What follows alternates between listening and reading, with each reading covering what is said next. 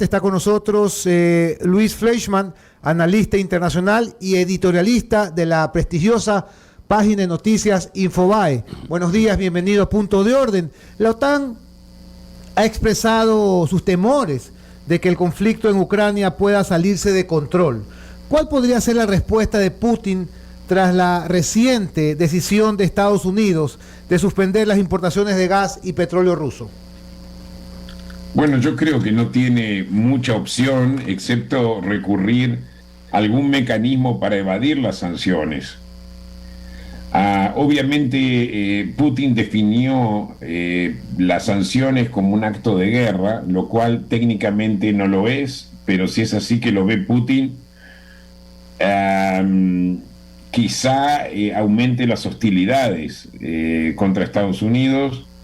Y yo pienso que va a intensificar más su campaña de buscar aliados entre los enemigos de Estados Unidos, incluyendo, por ejemplo, Venezuela, Cuba, Nicaragua, posiblemente Bolivia, Irán, Siria, ¿verdad? Va a tener una política, va en realidad a reforzar su política agresiva en apoyo a los dictadores y en una alianza en contra de Estados Unidos, quizá también una alianza con China.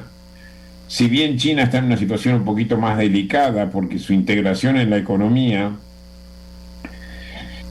lo pone en una situación un poquito más delicada. Pero sí, yo creo que va a reaccionar muy negativamente Putin, va a tratar de hacer lo que pueda con tal de, digamos, de buscar represalias en contra de Estados Unidos y sus aliados. Ahora, Leon Aron, un experto en Rusia, escribió en el New York Times que Putin debería cuidarse las espaldas de los oligarcas, los militares y hasta de los propios ciudadanos rusos por haberlos metido en una guerra sin sentido. ¿Cuál es su opinión? Bueno, yo pienso que como en todo no hay que exagerar, pero sí hay algo, hay un cambio. La sociedad rusa no es la misma que era bajo el dominio soviético. El Estado soviético era un Estado totalitario, un Estado de terror, y obviamente algo pasó en los últimos 30 años donde la sociedad civil tiene un poquito más de voz, o sea, de alguna forma perdieron el miedo al Estado ruso, por así decirlo. Y yo creo que esta vez las voces de la sociedad civil van a contar. Por ejemplo, ya lo hemos visto en Chechnya. En la Segunda Guerra de Chechnya, que fue una guerra realmente sangrienta, se informó, el gobierno ruso con sus cifras oficiales hablaba de 8.000 soldados muertos rusos. Pero vos tenés a las madres de soldados que ellas mismas se organizaron y ellos vinieron con una cifra totalmente diferente. Se hablaba de 14.000 según ellos. O sea, estamos viendo una especie de lo que llaman madres de Plaza de Mayo. O sea, hay un movimiento dentro de la sociedad civil que se expresa. Ahora, ¿cuán efectivo esto puede ser para bajar a Putin? Yo no sé. El New York Times informó también en su parte de noticias ayer de que había soldados rusos que no querían pelear. Y esto supongo que eso también incluye oficiales, si es que esto es cierto. Necesito yo verificar todas estas informaciones porque aunque vengan del New York Times, no quiere decir que sean verdad. Pueden venir de información falsa que viene de Ucrania. Los ucranianos también han dado información falsa. Pero si esto es cierto y es un fenómeno que puede darse como una especie de ola y reproducirse como un efecto dominó, yo pienso que Putin está en graves problemas. Si los militares se sublevan en contra del gobierno de Putin, eso sería un grave problema para Putin. Si bien yo pienso que Putin tiene vigilado a sus militares. Luis, Fernando Aguayo lo saluda. Hola, Fernando. Dos inquietudes. Una, la que ante el hecho de la concentración de fuerza aérea, se sabe en los últimos días el aporte de varios países con aviones, ante un error que en una guerra se puede dar, ¿no? Un misil que de pronto envía el ejército ruso y va y cae en Moldavia o cae en Rumanía o en algún otro de los países fronterizos. Eso desataría pues entonces la Tercera Guerra Mundial, cosa que no debería ocurrir y ojalá no pase, porque para eso estarían entonces esta concentración de fuerzas en cuanto a armamento, ¿no? Para una circunstancia o por error o porque de pronto se enloqueció más el señor Putin y termina haciendo algo pues que no desearíamos. Es por eso que están concentrando, no pueden por supuesto actuar por ser miembros de la OTAN, no lo es Ucrania y por eso no actúan, pero están concentrando fuerzas porque se podría dar un escalamiento mayor de esta situación entre Rusia y Ucrania. Bueno, sí, hay dos cosas que estás diciendo tú. La primera es, obviamente, el hecho de que, por ejemplo, vimos el caso de los aviones polacos, ¿verdad?, donde Estados Unidos en realidad vetó la posibilidad de jets polacos. El problema es que si hay un problema entre Rusia y un miembro de la OTAN se va a ver obligado a defenderlo, como en este caso Polonia. Lo que se trata de evitar es realmente un intercambio de batallas, o sea, un intercambio de fuego entre un miembro de la OTAN y Rusia, para evitar la guerra. Ahora, el problema de todo esto, Fernando, es que estos temores se expresan en público. Para alguien como Putin, que es en realidad un tirano, ¿verdad?, uno no le puede manifestar miedo, temor, no en público, porque eso ellos lo aprovechan. Recordemos, parte de toda esta estrategia de Putin ha sido justamente aprovechar debilidades, aprovechar la oposición a las guerras dentro de Estados Unidos, la desprolija retirada de Estados Unidos de Afganistán, el aislacionismo que en este momento está conquistando gran parte del Partido Republicano y también parte del Partido Demócrata. O sea, si se expresa públicamente un temor a entrar en una guerra, creo que eso es más estimulante para Putin que otra cosa. Ahora, es un temor real, pero que se mantenga callado. Se pueden decir cosas sin que se filtren a la prensa y sin que sean tan públicas. Esa presentación en la Cámara de los Comunes, virtual por supuesto, del presidente de Ucrania en Inglaterra, claro está, hubo mucha emotividad, impresionante, conmueve haber seguido pues en vivo ese discurso. La verdad, estamos a la distancia y todos nos sentimos que estamos con el presidente valiente, y ya en el palacio, no en un búnker como estaba en los días anteriores, él en su despacho dirigiendo la defensa. Pero él, luego de ese emotivo discurso, por supuesto que hacía referencia a Churchill, hacia el final le hace un planteamiento concretísimo, claro, que ya lo había expresado días atrás.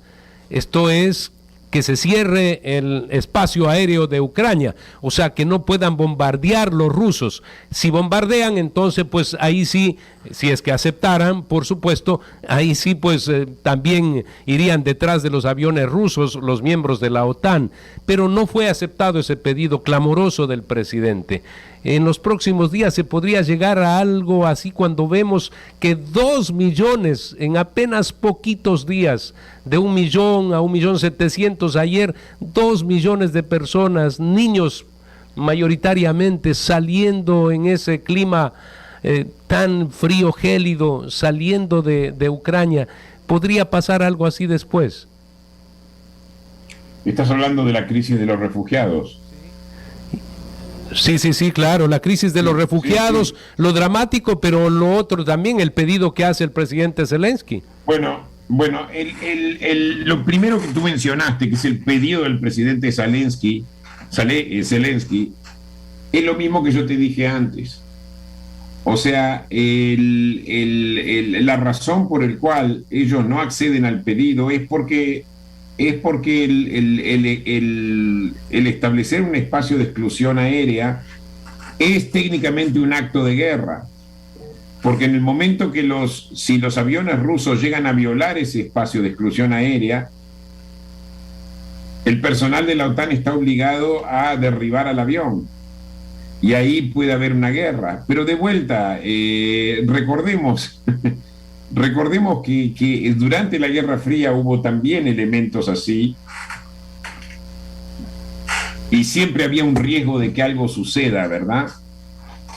Entonces, yo pienso que es lo mismo. La imagen que en este momento, la imagen pública que la OTAN y la histeria de algunos de los voceros también de Estados Unidos, por ejemplo, Nancy Pelosi decía, si nosotros establecemos una zona de exclusión aérea, va a haber una tercera guerra mundial. En mi opinión, aunque lo piense, el decirlo eso públicamente le da automáticamente una ventaja a Putin.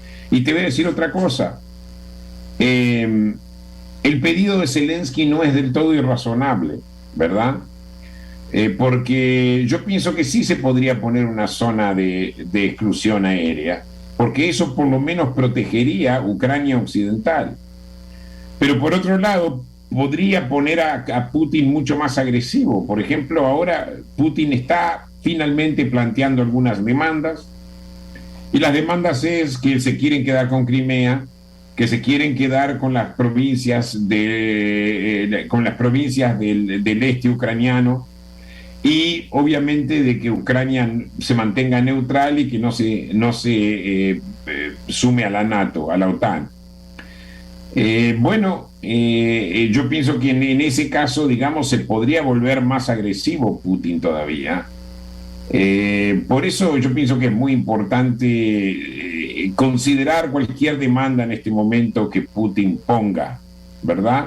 Porque de alguna forma la guerra, él se tiró a esta guerra, por ahí Rusia no le va tan bien como esperaban, pero a la larga el ejército ruso va a aplastar a los ucranianos, van a tener muchos problemas en mantener las ciudades, va a haber mucha resistencia y muchas bombas Molotov, pero de hecho el estrago que están causando ya en Ucrania es suficiente como para que se negocie finalmente con Putin. Y ojo, yo soy más de línea dura, pero por otro lado vemos la devastación, vemos los 2 millones de refugiados que tú dijiste. Yo pienso que habría que negociar con Putin considerando lo que él está demandando, aunque haya que renunciar a parte del territorio ucraniano. El presidente de Ucrania está sin duda en grave riesgo, su vida está en riesgo, eso es claramente definido, ¿no? Están en guerra y puede pasar cualquier cosa. Inicialmente se dijo, él mismo lo denunció, que era el objetivo número 1, su familia el objetivo número 2, o sea, acabar con la vida de él. Pero de manera valiente, él lo que dice es, estoy aquí, no nos iremos los ucranianos, defenderemos nuestro territorio. ¿Puede terminar de esa manera esto, con la muerte del presidente Zelensky? Todo puede ser, porque yo pienso que si los rusos avanzan, llegan a Kiev, toman la casa de gobierno y llegan a él, lo van a matar. Lo van a matar, porque Putin va a decir, ¿y qué me va a hacer? ¿Qué me van a hacer más de lo que me están haciendo ahora, más de las sanciones? La cuestión es tratar de evitar esto y aprovechar estas conversaciones que hay con Putin. A veces se anuncia que hay cierto progreso. Cuando ellos hablan, por ejemplo, del corredor humanitario, me parece bien, pero por otro lado es una desgracia, porque el corredor humanitario, lo que Ucrania está negociando es el escape de su gente, lo cual es una tragedia. Esta gente vivía en sus casas, iban a trabajar, tenían una vida y de repente las vidas se le dan vuelta. Entonces yo pienso que lo mejor es negociar algo que termine con esta tragedia. Puede ser. Porque sí, yo pienso que los rusos son capaces de matar a Zelensky, pero pienso que acá está la soberanía rusa y el tipo de amenaza a la seguridad internacional que esta guerra está generando, ¿verdad? La intervención del primer ministro de Israel, que ha sido muy activo en los últimos días, el sábado su última reunión directa con Putin, y luego pues fue también a reunirse con el canciller de Alemania. Da la impresión de que por ahí podría haber una gestión más efectiva. Hay que estar esperanzados en aquello, que logre algo. Vino, como dicen en los caballos, ¿no?, por las tranqueras, y apareció ahí el primer ministro de Israel en gestiones que esperamos den resultados, pero por ahí podría venir la posibilidad de cese del fuego. Claro, podría venir. Los israelíes son mediadores en este momento, ellos comunican lo que uno dice frente al otro. No han propuesto necesariamente una solución, al menos que haya algo secreto. Los israelíes tienden a ser un poquito más secretos. Pero la solución creo que no está en los israelíes o los franceses o quien sea, sino que la solución está en hasta dónde quiere ir Putin y qué es lo que Putin está dispuesto a hacer. O sea, la guerra y la paz, la vida y la muerte en este momento dependen de Putin.